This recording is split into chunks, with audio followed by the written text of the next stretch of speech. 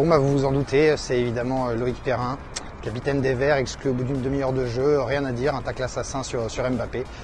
Faut dire que quand tu as 72 ans et que tu essayes de rattraper le Usain Bolt de Bondy, il n'y a pas beaucoup d'autres solutions. Soit tu le démontes, soit tu le laisses passer.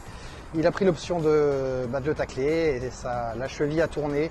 Carton rouge évidemment indiscutable. Et c'est dommage parce que les Verts jusqu'à là, même si Neymar a ouvert le score pour Paris, les Verts maîtrisaient vraiment ce match. Ils étaient bien dedans, il y avait un truc à jouer. Et bah du coup forcément on enchaîne avec Kylian Mbappé qui lui pour le coup aurait vraiment mieux fait de rester au lit ce soir. On regardait ses coéquipiers à la télé, une demi-heure de jeu, il était super bien en jambes et il s'est fait couper. J'ai entendu dire qu'il était en béquille. Les supporters parisiens vont être en PLS jusqu'au match le 12 août contre l'Atalanta Bergame.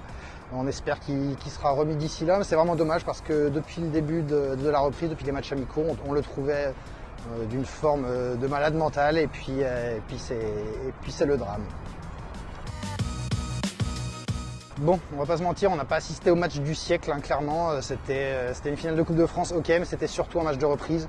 Les joueurs ont eu énormément de mal. Au bout d'une demi-heure de jeu, tout le monde tirait la langue. Enfin, Di Maria, il avait une charrette accrochée derrière, c'était assez phénoménal. On sent que les joueurs manquaient de souffle, manquaient de jambes. Et en même temps, est-ce que c'est si logique que ça? Bah non, pas du tout. Donc forcément, le spectacle en a pâti.